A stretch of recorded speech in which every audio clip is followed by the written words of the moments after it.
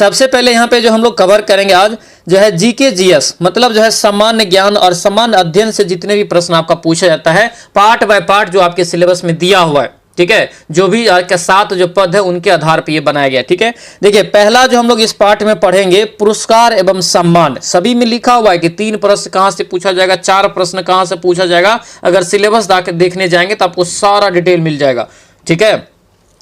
तो देखिए पहला यहाँ पे क्वेश्चन जो है, और सभी लोग लगाना लास्ट में जरूर बताना कमेंट करके कि आपका इसमें कितना स्कोर आ रहा है, ठीक है। 2024 में कह रहा है कि भारत रत्न से सम्मानित होने वाले बिहार के कौन से व्यक्ति है ये बताना है, ठीक है। तो बिहार के वो व्यक्ति का नाम दोस्तों क्या है, तो याद रखना ये कर्पूरी ठाकुर हो जाएगा। ऑप्शन नंबर क्या हो जाएगा, तो ये बी आपका यहाँ से करेक्ट आंसर हो जाएगा। कर्पूरी ठाकुर जो है पहले बिहार के मुख्यमंत्री भी रह चुके हैं, ध्यान रखेंगे, ठीक है। आंसर क्या हो जाएगा, ये बी आपका राइट आंसर होगा। कर्पूरी ठाकुर का उपनाम दोस्तों पूछा जाता है एग्जाम में, जननायक के नाम से बोलते हैं। क्या बोलते हैं, जननायक, ठीक है। आप लोग पूरा सुने होंगे कि जननायक कर्पूरी ठाकुर इसको बोला जाता है, ध्यान रखेंगे, ठीक है। चलिए अगला यहाँ पे क्वेश्चन देखिए क्या है कि 2024 का नोबेल का जो पुरस्कार दोस्तों साहित्य पुरस्कार किसे दिया गया, ठीक है। 2024 में नोबेल साहित्य पुरस्कार जो है किसे दिया गया ये बताना है। तो 2 का राइट आंसर ये हो जाएगा आपका हांगकांग हो जाएगा, ठीक है। हांगकांग को दिया गया है, जो कि कहां का ये दोस्तों है, तो याद रखना ये साउथ कोरिया का। कहां का, साउथ कोरिया का ये दोस्तों है, याद रखेंगे, ठीक है। साउथ कोरिया की एक लेखिका है और इसे जो मिला है दोस्तों याद रखना गहन नामक दोस्तों जो है आपको काव्यात्मक गद्य के लिए इसको दिया गया, गहन नामक, ठीक है। तो ये भी पूछ सकता है, तो ये आपको ध्यान रखना। आंसर ये ए आपका करेक्ट आंसर हो जाएगा। अगला यहाँ पे क्वेश्चन देखेंगे क्या है, दादा साहेब फाल्के पुरस्कार जो है किस क्षेत्र से संबंधित है, यानी कि दादा साहेब फाल्के पुरस्कार किस क्षेत्र में दिया जाता है, ये क्वेश्चन यहाँ पे है। तो 3 का जो राइट आंसर यहां से हो जाएगा आपका किस क्षेत्र में, तो ये आपका जो है सिनेमा के क्षेत्र में दिया जाता है। और सिनेमा के क्षेत्र में दिया जाने वाला ये सबसे बड़ा पुरस्कार है, याद रखना। और दोस्तों याद रखेंगे इसकी शुरुआत जो हुआ था ये दादा साहेब फाल्के पुरस्कार की 1969 में हुआ था। अब ये भी क्वेश्चन पूछ सकता है कि पहले दोस्तों जो है यानी कि जो है दादा साहेब फाल्के पुरस्कार पाने वाले कौन है भारतीय, तो याद रखना वो देविका रानी। क्या हो जाएगा, देविका रानी। ये भी दोस्तों यहां से आपको याद रखना, ठीक है। ये जो जितना भी आपको हम जो है एक्स्ट्रा पॉइंट बता रहे हैं उन्हें आप अच्छे से याद रखना और एक एनर्जेटिक होकर पढ़िए, ठीक है। भले आप पढ़ाई छोड़ दिए हैं, कुछ भी कर रहे हैं, लेकिन आप अगर एक एनर्जेटिक होकर पढ़ेंगे, अपने आप का टारगेट अगर फिक्स करके पढ़ेंगे, सफलता जरूर मिलेगा, ठीक है। और हम आपके साथ हैं, A to Z चीज आपको हम यहाँ पे पढ़ाएंगे, ठीक है। चलिए अगला यहाँ पे क्वेश्चन देखेंगे क्या है, पद्मश्री। क्या है, पद्मश्री पुरस्कार भारत का कौन सा जो है सर्वोच्च नागरिक सम्मान है ये बताना है, यानी कि क्रम में बताना है। जैसे देखिए भारत रत्न क्या होता है, भारत का सर्वोच्च जो है सम्मान है ना, भारत रत्न। तो भारत रत्न जो होता है, भारत रत्न जो होता है दोस्तों याद रखना ये पहले स्थान पे। दूसरे स्थान पे कौन आता है पता है, दूसरे स्थान पे आता है पद्म विभूषण, ठीक है। पद्म विभूषण, विभूषण आपका जो है दूसरे स्थान पे आता है, ध्यान रखेंगे। तीसरे स्थान पे जाता है पद्म भूषण, तीसरे स्थान पे पद्म भूषण आता है, याद रखेंगे ये तीसरे स्थान पे। और चौथे स्थान पे जो आता है ये पद्मश्री आता है। तो क्या हो जाएगा, ये चौथा क्रम में आपको आता है। ऑप्शन नंबर डी आपका राइट आंसर होगा। और इसी टाइप के क्वेश्चन पूछा जाएगा, ज्यादा भास्ट क्वेश्चन आपके एग्जाम में नहीं पूछा जाएगा, ध्यान रखेंगे, ठीक है। चलिए अगला यहाँ पे क्वेश्चन क्या है पूछा जा रहा है, यहाँ पे दोस्तों क्वेश्चन है ये हो गया यहाँ पे। अब देखेंगे हम लोग महत्वपूर्ण सरकारी योजना। क्या देखेंगे, महत्वपूर्ण सरकारी योजना से संबंधित हम लोग यहाँ पे जो है क्वेश्चन देखेंगे, ठीक है। जितना भी क्वेश्चन आपको जो है पूछा जाता है उसी आधार पर यहाँ पे हम सेट किए हैं। देखिए बिहार सरकार की हर घर जल योजना, बहुत भव्य क्वेश्चन है। हर घर नल का जल दोस्तों जो है योजना किसका हिस्सा है ये बताइए, जो कि आपको ये सिलेबस में पढ़ना है। 7 पद जो है, 7 पद को ये पढ़ना है, ठीक है। 7 पद में आपको ये चर्चाएं करना पड़ेगा, ध्यान रखना, ठीक है। तो हर घर नल का जल दोस्तों ये जो है ये 7 निश्चय योजना जो कि नीतीश कुमार जी के द्वारा चलाया गया एक योजना है। ऑप्शन नंबर ये ए आपका राइट आंसर होगा। इसका देखिए पहला और दूसरा करके आता है, पूछेगा आपसे कि 7 निश्चय योजना का पहला जो शुरुआत हुआ पहला पार्ट का, तो ये 2015 में इसकी शुरुआत हुआ था, 2020 तक ये हो जाएगा, ठीक है। और दूसरी शुरुआत अगर आपसे पूछे आपसे दोस्तों, तो दूसरी शुरुआत जो हो जाएगा ये याद रखना 2020 में शुरू हुआ था, ध्यान रखेंगे, ठीक है। ये बहुत इंपॉर्टेंट रहेगा, इसे हम लोग डिटेल में आगे पढ़ने वाले हैं। 7 निश्चय योजना का एक एक योजना को हम जो है एक बेहतरीन तरीका से नोट्स बना के पढ़ाने वाले हैं, ठीक है। चलिए अगला यहाँ पे क्वेश्चन है कि प्रधानमंत्री किसान सम्मान निधि योजना के तहत प्रति वर्ष कितनी राशि दी जाती है। सारा चीज आपके सिलेबस में दोस्तों दिया हुआ है, ठीक है। तो सिलेबस अगर गहराई से पढ़ने जाएंगे तो आपको सिलेबस ज्यादा समझ में नहीं आएगा, ठीक है। तो आपको जो है हम उसके लिए हैं, हम आपको तैयार करके सारा चीज पढ़ाएंगे। प्रधानमंत्री किसान सम्मान निधि योजना के तहत दोस्तों कह रहा है कि प्रत्येक वर्ष कितनी राशि दिया जाता है। तो पता है सभी को कितना हो जाएगा, 6,000। ये जो है 3 किस्त में दिया जाता है, ठीक है। 3 किस्त में आपको दिया जाता है 2-2 हजार रुपया करके, ठीक है। तो ये आपको यहां से ध्यान रखना। एक क्वेश्चन यहां से एक और याद रखना, पीएम दोस्तों यहां पे जो है सम्मान निधि योजना, किसान सम्मान निधि योजना, इसकी शुरुआत कब हुआ पता है। इसकी शुरुआत हुआ है 2018 में। कब हुआ है, 2018 में। याद रखना 1 दिसंबर को इसकी शुरुआत हुआ था। तो ये भी पॉइंट आपको यहां से याद रखना है। चलिए अगला यहां पे क्वेश्चन है, स्वच्छ भारत अभियान। स्वच्छ भारत अभियान का मुख्य उद्देश्य क्या है। 7 का राइट आंसर बताइए। स्वच्छ भारत अभियान का मुख्य उद्देश्य दोस्तों जो है स्वच्छता और सफाई है। आंसर ये बी आपका राइट आंसर हो जाएगा। ये बी आपको दोस्तों ध्यान रखेंगे, ठीक है। अगला क्वेश्चन यहां पे है, बिहार की मुख्यमंत्री कन्या उत्थान योजना का लाभ किसे मिलता है, ये बताइए। देखिए सभी को पता होगा कन्या उत्थान योजना के बारे में, ठीक है। तो मुख्यमंत्री कन्या उत्थान योजना का लाभ किसे मिलता है, यही सब लोकल जानकारी आपको रखना पड़ता है, ठीक है। तो ये हो जाएगा आपको किशोरियों को ये मिलेगा। आंसर यहां से क्या हो जाएगा, तो ये बी आपका यहां से करेक्ट आंसर होगा। किशोरियों को ये आपको दिया जाता है, याद रखेंगे, ठीक है। एक प्रकार से ये क्या है, तो आपको शिक्षा और सशक्तिकरण के लिए दोस्तों ये चला गया है, याद रखना, ठीक है। चलिए अगला यहाँ पे दोस्तों है भारत का दोस्तों यानी कि आधुनिक इतिहास। इतना पार्ट बाय पार्ट सिलेबस करके दोस्तों कोई नहीं पढ़ा रहा है, टॉपिक बाय टॉपिक कि किन टॉपिक से कितना क्वेश्चन पूछे जा रहा है, और हम आपको करवा रहे हैं, सफलता तक पहुंचा के छोड़ेंगे, ठीक है। तो भारत छोड़ो आंदोलन कब शुरू हुआ ये बताना है। तो भारत छोड़ो आंदोलन से पहले जानिए दोस्तों कि क्या हुआ था। तो 8 अगस्त को क्या हुआ था, कहानी के तौर पर हम आपके दिमाग में सेट कर देंगे।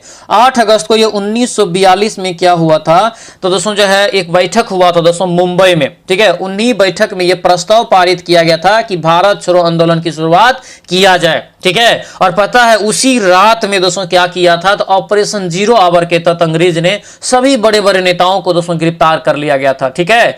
इसी में दोस्तों एक क्वेश्चन ज्यादा फेमस हुआ था, पूछा जाता है जयप्रकाश नारायण के बारे में। जयप्रकाश नारायण को कहां रखा गया था पता है, हजारीबाग जेल में रखा गया था, ठीक है। और यहां से एक क्वेश्चन पूछा जाता है कि हजारीबाग जेल से जयप्रकाश नारायण किस दिन भागे थे। तो दिवाली का वो दिन था, दिवाली का दिन दोस्तों जो है जेल से भाग करके कहां गए थे पता है, नेपाल के बॉर्डर साइड गए थे, ठीक है। और वहीं से एक संगठन की स्थापना किया था जयप्रकाश नारायण जी ने, जिंदा वेस्टा नामक, और जिंदा वेस्टा नामक संगठन का स्थापना करके उन्होंने जो है भारत छोड़ो आंदोलन का सपोर्ट करना शुरू किया था। और यहीं से पहचान भी मिला था। यह भी क्वेश्चन पूछा जाता है कि जयप्रकाश नारायण को किस आंदोलन से जो है एक तरह से पहचान मिला, तो भारत छोड़ो आंदोलन, ठीक है। ये कब हो जाएगा, तो देखिए 8 अगस्त को प्रस्ताव पारित, और 9 अगस्त को दोस्तों ये क्या हुआ, 1942 में आपको ये आंदोलन की शुरुआत हो गया पूरा भारत में। आंसर क्या हो जाएगा, ये बी आपका यहां से करेक्ट आंसर होगा। बी दोस्तों यहां से आपको याद रखना। इसी आंदोलन के दौरान महात्मा गांधी जी के द्वारा करो या मरो का नारा भी दिया गया था, ध्यान रखेंगे इस चीज को।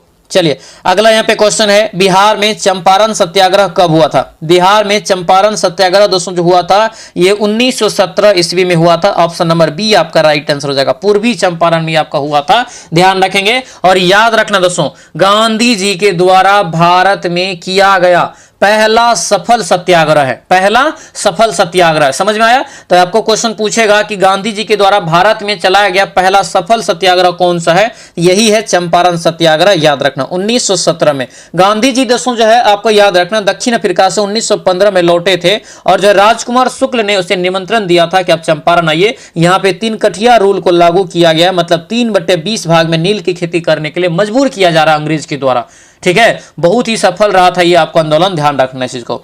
चलिए अगला यहाँ पे क्वेश्चन है, पूछा जा रहा है कि भारत के संविधान को कब लागू किया गया था। भारत के संविधान को किस वर्ष लागू किया गया था। मैंने आपको कई बार बताया है, जब ये आपको लागू का केस दिखेगा तब मारना है जनवरी वाला, यानी कि 26 जनवरी 1950। ऑप्शन नंबर बी आपका राइट आंसर होगा। अगर ये लागू ना रहे, स्वीकृत रहे, ठीक है, या अपनाया गया, या संविधान सभा के द्वारा पारित किया गया, उस स्थिति में इसका राइट आंसर क्या होता है, 26 नवंबर दोस्तों होता है 1949, ठीक है। तो जब ये लागू आपको दे देगा तो क्या मारना है, ये मारना है। अगर लागू न रहे तो आपको जो आंख बंद करके ये मार देना है, गलत नहीं होगा, ठीक है। लागू के केस में ही आपको जो है ये आंसर होता है, याद रखेंगे इस चीज को, ठीक है। चलिए अगला यहाँ पे क्वेश्चन देखेंगे, सुभाष चंद्र बोस ने आजाद हिंद फौज की स्थापना कब किया था। सुभाष चंद्र बोस ने आजाद हिंद फौज की स्थापना कब की थी, इसका राइट आंसर बताइए। तो 12 का करेक्ट आंसर यहां से क्या हो जाएगा बताइए? तो सुभाष चंद्र बोस ने आजाद हिंद फौज की स्थापना 1943 ईस्वी में। ऑप्शन नंबर सी आपका यहां से करेक्ट आंसर हो जाएगा। ठीक है, 1943 यहां से आपको ध्यान रखना है। अगला यहाँ पे क्वेश्चन देखेंगे, राष्ट्रीय और अंतरराष्ट्रीय संगठन से संबंधित क्वेश्चन देखेंगे कि इससे दोस्तों कौन कौन टाइप का क्वेश्चन आपके एग्जाम में पूछा जाएगा। ठीक है, संयुक्त राष्ट्र सुरक्षा परिषद, ठीक है, ये क्या है? संयुक्त राष्ट्र का जो है क्या है? एक अंग है। ठीक है, संयुक्त राष्ट्र का सुरक्षा परिषद के कितने अस्थायी सदस्य? अस्थायी सदस्य, ठीक है, अस्थायी सदस्य टोटल 5 होता है। ठीक है, अस्थायी सदस्य कौन कौन है पता है ना? अमेरिका, रूस, चीन, ब्रिटेन, फ्रांस, ये अस्थायी सदस्य 5 है जो वीटो का प्रयोग भी कर सकते हैं। ठीक है, अपना प्यारा भारत भी अस्थायी सदस्य है। अस्थायी सदस्य की संख्या टोटल 10 होता है। ठीक है, ये हो गया अस्थायी सदस्य। तो ये क्वेश्चन भी आपका पूछा जाता है कि सुरक्षा परिषद में कुल कितने सदस्य होते हैं? तो 5 + 10 कितना हो जाएगा? तो ये 15 हो जाएगा, ध्यान रखेंगे। ठीक है, तो ये बहुत बेबिया टॉपिक है, अच्छे से याद रखना इस चीज को।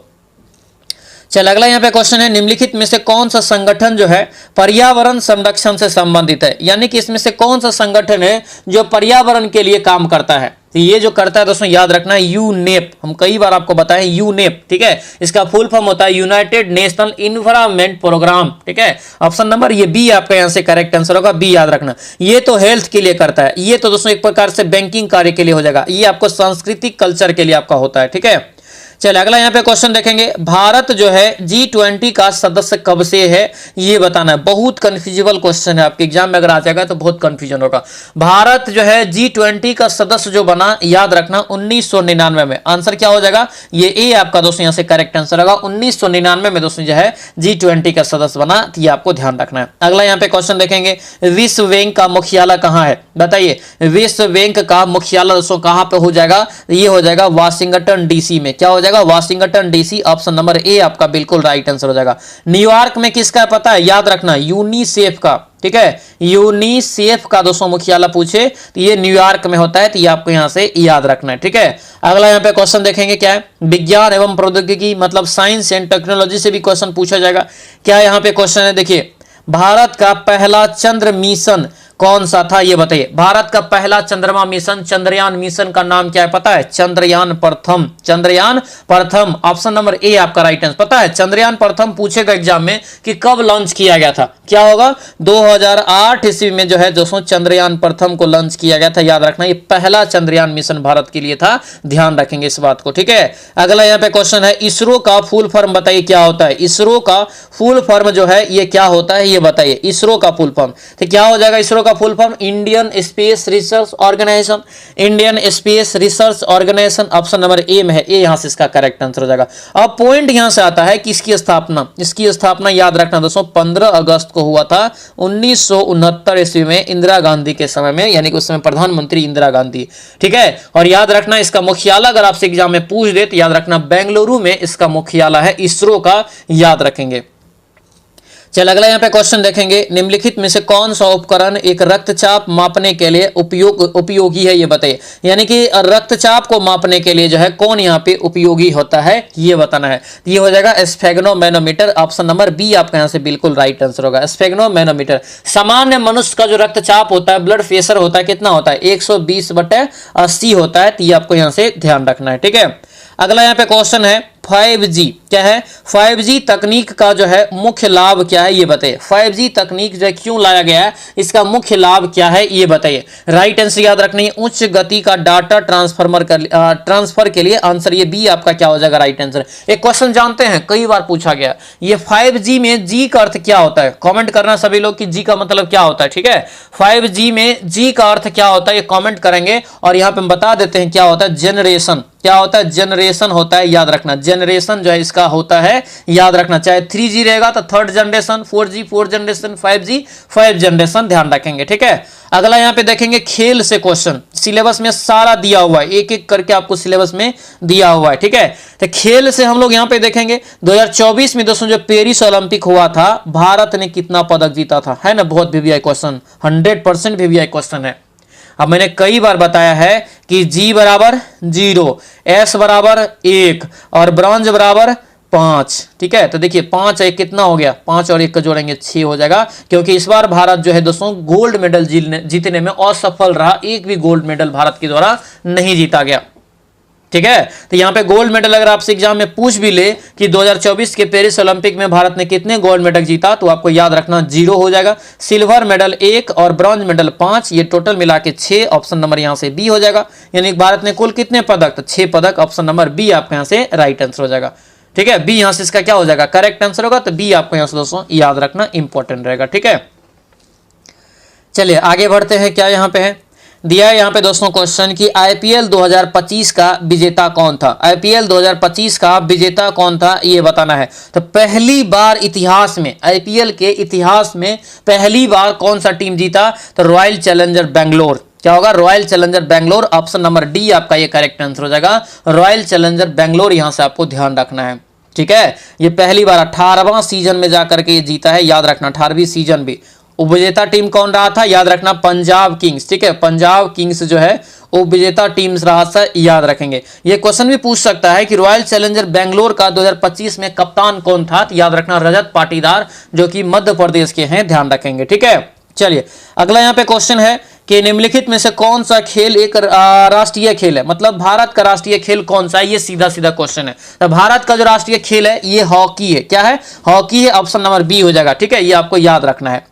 अगला यहाँ पे क्वेश्चन देखेंगे, क्या है पूछा जा रहा है कि नीरज चोपड़ा ने ओलंपिक में किस इवेंट में जो है स्वर्ण पदक जीता था। पता है दोस्तों, ये फेमस हुआ था 2020 में दोस्तों, जो है नीरज चोपड़ा ने स्वर्ण पदक जीता था टोक्यो ओलंपिक में। कौन सा में, टोक्यो ओलंपिक में। ये सभी डिटेल जो बता रहे हैं याद रखना। ठीक है, पूछ देगा सारा चीज। क्या हो जाएगा ये, 2020 में टोक्यो ओलंपिक में जो है नीरज चोपड़ा ने जो है कौन सा पदक, स्वर्ण पदक जीता था, किस खेल में, तो भाला फेंक में। क्या हो जाएगा, भाला फेंक। भाला फेंक के जगह पे जेवलिन थ्रो भी आपको रहता है, याद रखेंगे। आंसर क्या हो जाएगा, ए आपके यहां से। बिहार की सबसे लंबी नदी दोस्तों जो है कौन सी है, बहुत बहुत इंपॉर्टेंट। बिहार की सबसे लंबी नदी और भारत की सबसे लंबी नदी सेम नदी है, उसका नाम है गंगा नदी। अब बोलेंगे गंगा नदी, गंगा नदी की लंबाई कितना है बिहार में, तो याद रखना 445 किलोमीटर। कितना है, 445 किलोमीटर है, तो ये आपको यहां से याद रखना। ठीक है, गंगा नदी पे बसा बिहार में सबसे बड़ा शहर पूछे या जिला पूछे तो ये पटना जिला है, जो कि 99 किलोमीटर दोस्तों आपको जो है इस पे बसा हुआ है, याद रखना। ठीक है, गंगा नदी की सबसे बड़ी सहायक नदी पूछे भारत में तो यमुना नदी होता है। क्या होता है, यमुना नदी। एक क्वेश्चन और ध्यान रखना, क्या कि कंफ्यूजन हो जाता है, गंगा नदी पे बसा सबसे बड़ा शहर कौन सा है, तो याद रखना वो कानपुर शहर है। कौन सा है, कानपुर शहर है। कितना क्वेश्चन बता दिए, गंगा नदी की टोटल लंबाई पूछेगा तो कितना बताएंगे, 25-25 किलोमीटर बताएंगे। ठीक है, तो ये सभी पॉइंट को आपको एक एक करके याद रख लेना है। ठीक है, गंगा नदी याद रखना बहुत बड़ी नदी है, यानी कि बिहार, भारत की भी और बिहार की भी सबसे लंबी नदी है, याद रखना इस चीज को। ठीक है, चल अगला यहाँ पे क्वेश्चन है कि निम्नलिखित में से कौन सा एक राष्ट्रीय उद्यान बिहार में है, एकमात्र है, और एकमात्र को कई बार घुमा के क्वेश्चन एग्जाम में पूछा जाता है, कई बार। तो ये जो है राष्ट्रीय उद्यान बिहार का एकमात्र जो है उसका नाम है, याद रखना दोस्तों, जो है वाल्मीकि हो जाएगा। ठीक है, वाल्मीकि राष्ट्रीय उद्यान जो कि बिहार में है, पश्चिमी चंपारण में टाइगर रिजर्व है। ये क्या है, टाइगर रिजर्व है, याद रखेंगे। आंसर क्या हो जाएगा, बी आपका यहां से करेक्ट आंसर हो जाएगा। अगला यहाँ पे क्वेश्चन देखेंगे, ग्लोबल वार्मिंग का मुख्य कारण क्या है, ये बताइए। ग्लोबल वार्मिंग का मुख्य कारण क्या है दोस्तों, 27 का राइट आंसर करिए, क्या हो जाएगा। तो ग्लोबल वार्मिंग के लिए जो मुख्य कारण होता है, याद रखेंगे, ये हो जाएगा green house gas, option number ए हो जाएगा। और ग्रीन हाउस गैस के लिए जो मुख्य कारण आपका, मैंने ग्रीन हाउस गैस हो जाएगा, जैसे आपका इसके लिए मेन और एक होता है CO2 होता है। अगर इस ऑप्शन में CO2 रहता तो पहले वो हो जाता, CO2 मेन जिम्मेदार होता है। ठीक है, CO2 हो गया, मीथेन हो गया, ये सारा जो आपको क्या होता है, ग्रीन हाउस गैस के लिए जो है एक प्रकार से जिम्मेदार होता है, ग्लोबल वार्मिंग के लिए जिम्मेदार होता है, याद रखेंगे। आंसर ये बी आप सॉरी ए आपका यहां से करेक्ट आंसर हो जाएगा। चलिए अगला क्वेश्चन है, बिहार का राजकीय पशु क्या है। बिहार का राजकीय पशु क्या है, तो क्या हो जाएगा, बैल हो जाएगा। आंसर यहां से बी आपका यहां से राइट आंसर हो जाएगा। अगला यहां पे क्वेश्चन है, भारत की अर्थव्यवस्था एवं करंट अफेयर हम लोग अब यहां पे देखेंगे। तो भारत की अर्थव्यवस्था और करंट अफेयर। ठीक है, भारत का वित्तीय वर्ष जो है कब शुरुआत होता है, तो कई बार बताएं कि क्या होता है, ये 1 अप्रैल से दोस्तों क्या होता है, तो आपको याद रखना है, आपको जो है 1 अप्रैल से दोस्तों ये जो शुरू होता है, तो ये 31 मार्च, क्या होता है, 1 अप्रैल से 31 मार्च तक जो क्या होता है, तो भारत का वित्तीय वर्ष माना जाता है। आंसर क्या हो जाएगा बताइए, आंसर ये बी आपका दोस्तों यहां से करेक्ट आंसर होगा। तो बी यहां से आपको अच्छे से याद रखना इंपॉर्टेंट रहेगा। ठीक है, चलिए अगला यहां पे क्वेश्चन क्या पूछ रहा है कि 2025 में जो है दोस्तों यहां पे कि G20 का जो शिखर सम्मेलन हुआ, बहुत भी है। G20 का जो शिखर सम्मेलन हुआ ये किस देश में कराया गया, तो ये किस देश में हुआ, तो ये आपको याद रखना है, दक्षिण अफ्रीका में आपका हुआ था, जोहान्सबर्ग में। आंसर क्या हो जाएगा, बी आपका यहाँ से करेक्ट आंसर हो जाएगा। आगे बढ़ते हैं, क्या है बिहार का सबसे बड़ा उद्योग क्या है, बिहार में सबसे बड़ा उद्योग जो है दोस्तों ये कौन सा है, ये बताइए। 31 का राइट आंसर, तो बिहार का जो सबसे बड़ा उद्योग हो जाएगा इस ऑप्शन के अनुसार, तो ये चीनी उद्योग हो जाएगा। ऑप्शन नंबर बी आपका यहाँ से बिल्कुल राइट आंसर होगा, तो बी दोस्तों यहाँ से आपको ध्यान रखना है, ठीक है। चलिए अगला यहाँ पे क्वेश्चन देखेंगे, निम्नलिखित में से कौन सा कर जो है प्रत्यक्ष कर है, कौन सा इसमें से कर है जो कि प्रत्यक्ष कर दोस्तों है, ये बताना है। तो ये हो जाएगा यहाँ से आयकर दोस्तों, यहाँ से जो है एक प्रत्यक्ष कर में आ जाएगा। ऑप्शन नंबर बी आपका राइट आंसर होगा। बाकी इसमें से अप्रत्यक्ष कर है। जीएसटी के बारे में जानिए दोस्तों, ज्यादा क्वेश्चन पूछा जाता है। गुड्स एंड सर्विस टैक्स इसका फुल फॉर्म होता है, और जीएसटी की शुरुआत 1 जुलाई 2017 को पूरा भारत में दोस्तों, यानी कि भारत में लागू हुआ था। राज्य में लागू करने वाला पहला राज्य असम था, दूसरा राज्य अपना प्यारा बिहार है। तो ये भी पॉइंट को यहाँ से याद रखेंगे। अब यहाँ पे दोस्तों है भारतीय संविधान, क्या है भारतीय संविधान और शासन देखेंगे, ठीक है। भारत के मूल संविधान में कितने अनुच्छेद है, देखिए मूल संविधान लगा हुआ है, अगर मूल संविधान लगा रहे तो क्लियर है कितना हो जाएगा तब 395। आंसर यहाँ से ए आपका बिल्कुल राइट आंसर होगा, ए यहाँ से आपको ध्यान रखेंगे, ठीक है। अगला यहाँ पे क्वेश्चन है कि बिहार विधानसभा में कितनी सीटें हैं, बिहार विधानसभा में कितनी सीटें हैं ये बताइए। तो कितना सीट हो जाएगा टोटल 243 सीट दोस्तों। ऑप्शन नंबर ए आपका राइट आंसर होगा। इसमें से याद रखेंगे एससी के लिए दोस्तों जो आरक्षित है ये 38 सीट है, और एसटी के लिए जो आरक्षित है दोस्तों ये 2 सीट है। यही दोनों मिला के दोस्तों आपको 40 सीट क्या होता है, तो आरक्षित हो जाता है 243 में से, तो ये आपको ध्यान रखना है। अगला यहाँ पे क्वेश्चन देखेंगे, भारत का निर्वाचन आयुक्त का नियुक्ति कौन करता है, भारत के जो निर्वाचन आयुक्त है उसका नियुक्ति किसके द्वारा किया जाता है, ये क्वेश्चन यहाँ पे क्या हो जाएगा दोस्तों, तो ये आपको राष्ट्रपति के द्वारा किया जाता है। आंसर ये ए आपका राइट आंसर होगा। वर्तमान में मुख्य निर्वाचन आयुक्त कौन है, तो याद रखना ज्ञानेश कुमार। कौन है, ज्ञानेश कुमार है। ये क्वेश्चन आपको बहुत बार रिपीट हुआ है एग्जाम में, ध्यान रखेंगे।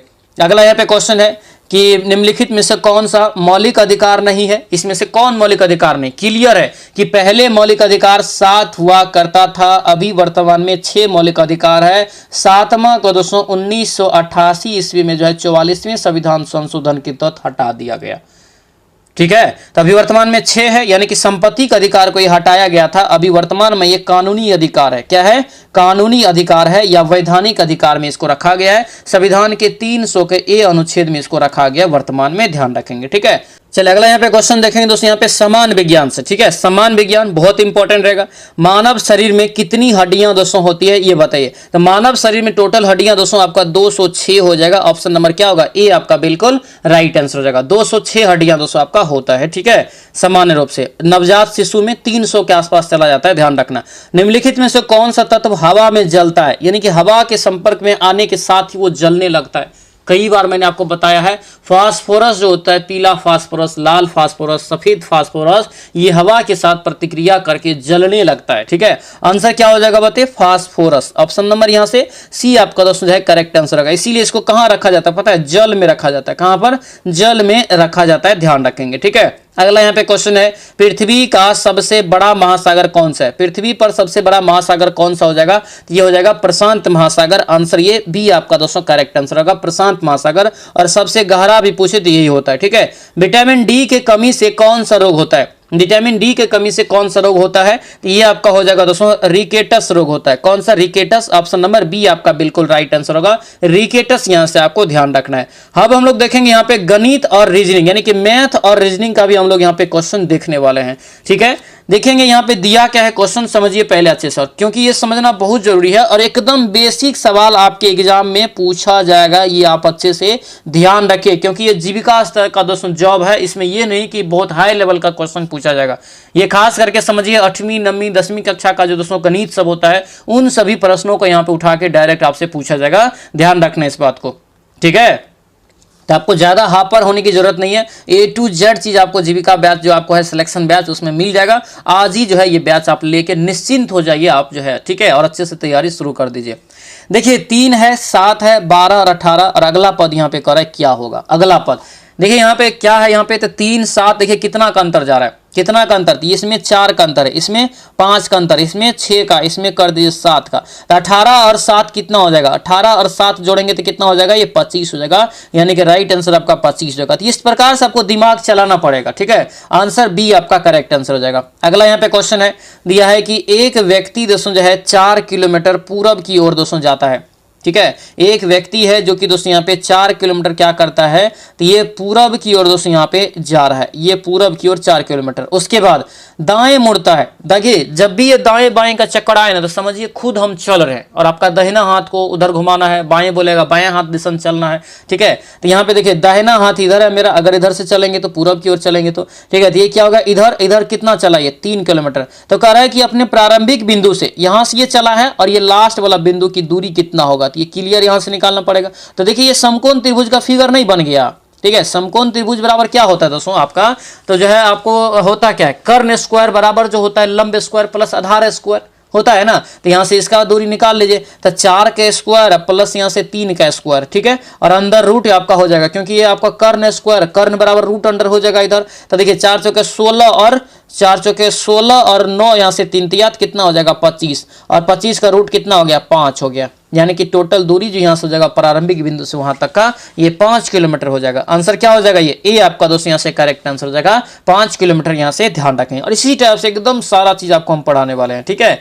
यदि यहां पे कराए कि 2x प्लस यहां से 5 है बराबर यहां से 15 है, 2x प्लस 5 बराबर 15 है, तो x का मान सिंपल है, क्या करेंगे 5 इधर जाएगा, 2x बराबर कितना बचा, ये 15 में से 5 गया 10 बचा, और ये दोस्तों यहाँ पे क्या हो जाएगा 2 5 10, x बराबर कितना हो गया, ये 5 हो गया, यही आंसर हो गया 5, यहाँ से इसका जो है करेक्ट आंसर हो गया। अगला यहाँ पे क्वेश्चन देखेंगे क्या है, देखिए कह रहा है यहाँ पे दोस्तों कि एक दुकानदार जो है 25% लाभ पर एक वस्तु बेचता है, ठीक है। यदि लागत मूल्य दोस्तों 400 रुपया है तो विक्रय मूल्य कितना होगा ये बताइए। मतलब ये क्रय मूल्य इतना दिया हुआ है और 25% पे कह रहा है कि लाभ में बेचेगा वो, तो क्या करेंगे यहाँ पे विक्रय मूल्य एसपी बराबर दोस्तों क्या हो जाएगा क्रय मूल्य और गुना यहाँ से लाभ हानि का लाभ रहेगा तो प्लस होगा 100 में, तो 100 पर लेने की दोस्तों क्या है 25 लाभ है तो 125 हो जाएगा, और बट्टे में क्या देंगे 100 देंगे, ठीक है। 100 0000 कट गया, और ये 25 चौके कितना 100, और यहाँ से जो है 400, यानी कि 125 चौके कितना होता है तो 500 आपका ये हो जाएगा,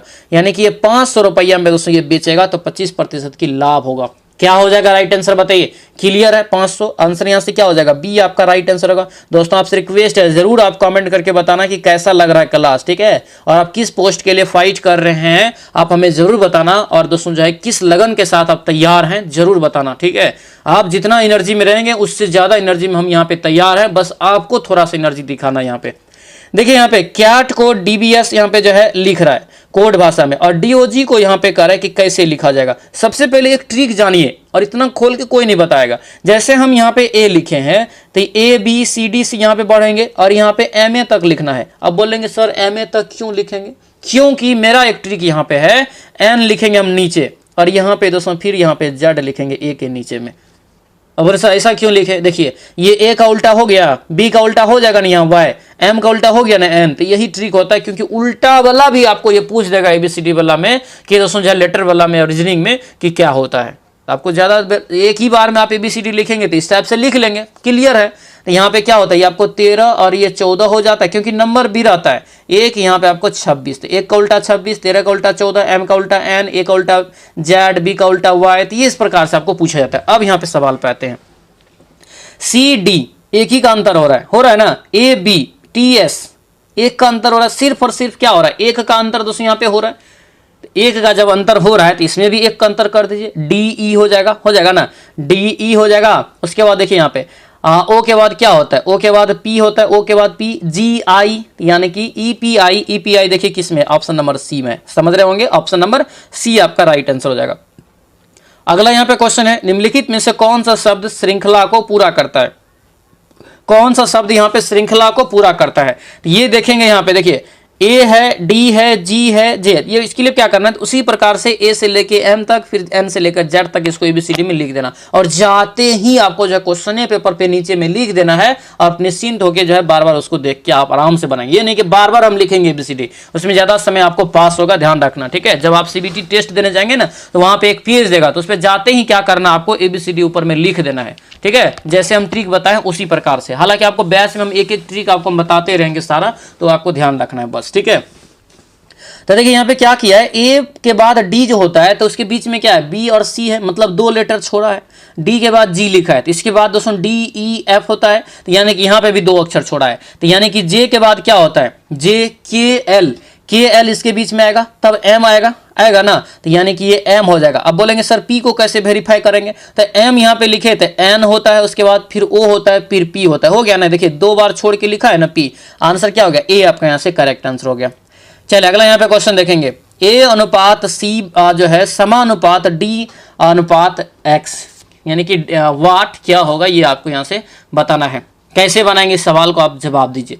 ए अनुपात सी कितना का अंतर, ए बी सी 2 का अंतर, ठीक है। डी अनुपात जो है यहाँ पे क्या होगा, तब डी ई एफ, एफ होगा, क्लियर है, एफ होगा। आंसर यहाँ से क्या हो जाएगा, ये बी आपका दोस्तों यहाँ से करेक्ट आंसर हो जाएगा, ठीक है।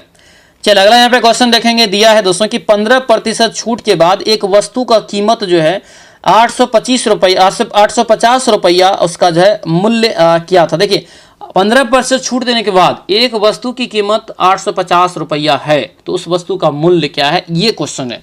छूट देने के बाद इतना मूल्य है। अब दोस्तों यहाँ पे खेला होगा, एमपी बराबर हम मान लेते हैं कितना, तो एक्स मान लेते हैं। क्या एमपी हो गया आपको जो है फिक्स प्राइस यहाँ पे हो जाएगा, ठीक है। फिक्स प्राइस जो आप जैसे नहीं होता है, अंकित मूल्य जिसको बोलते हैं, देखते होंगे अंकित मूल्य रहता है, प्रिंट रहता है, उस पर कहेगा हम 10% का छूट देंगे, तो वही है अंकित मूल्य एक्स मान लिए। एक्स का दोस्तों ये छूट दे रहा है 15%, इसका मतलब है कि उस कस्टमर से 85% पे लिया होगा, पैसा लिया होगा 85% पे, यही ना दाम है 85%। तो यहाँ पे क्या हो जाएगा, 85 पे ये मान हम बेच देते हैं, ठीक है। 15% छूट दिए तो 85 पे हम देंगे ना सामान जी दूसरे को, तो यही 85 पे हम बेच दिए, और बराबर यहाँ पे कितना हो गया आपको 850, काटिए 85 धाइन आपका इतना हो जाएगा, यानी कि 10 मरतबे कट जाएगा, कोना कोनी गुना करेंगे, एक्स बराबर आपको दोस्तों यहाँ से 1000 रुपया निकल जाएगा। और 1000 रुपया क्या निकला, ये आपको पूछ रहा है कि उसका मूल्य क्या है, अंकित मूल्य ये निकल गया, यही आपको पूछा भी जा रहा था। आंसर ये सी आपका क्या हो जाएगा, करेक्ट आंसर हो जाएगा।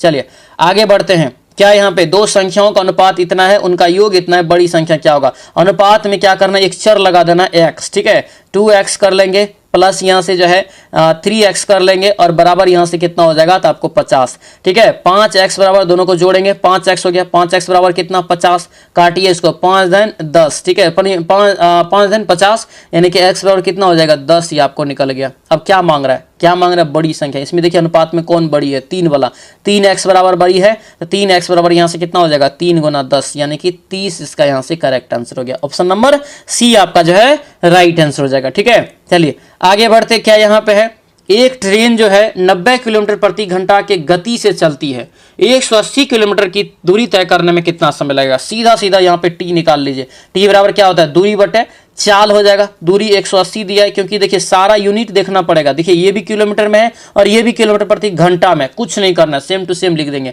क्या हो जाएगा, बट्टे में 90, ठीक है। इसको काटेंगे 9 2 18 2, यानी कि 2 घंटा में ये क्या होगा दोस्तों, आपको पहुंच जाएगा। ऑप्शन नंबर ये बी आपका दोस्तों करेक्ट आंसर हो जाएगा, ठीक है। तो ये था दोस्तों आप लोगों का कंप्लीट सिलेबस के आधार ये बनाया गया प्रैक्टिस सेट। कैसा लगा कमेंट करके हमें जरूर रिव्यू देना, तब जाके और मनोबल बढ़ेगा और मेहनत आपके लिए हम करेंगे, ठीक है। बस आप लोग साथ देंगे तभी जाके ये सारा चीज आपका हो सकेगा, ठीक है।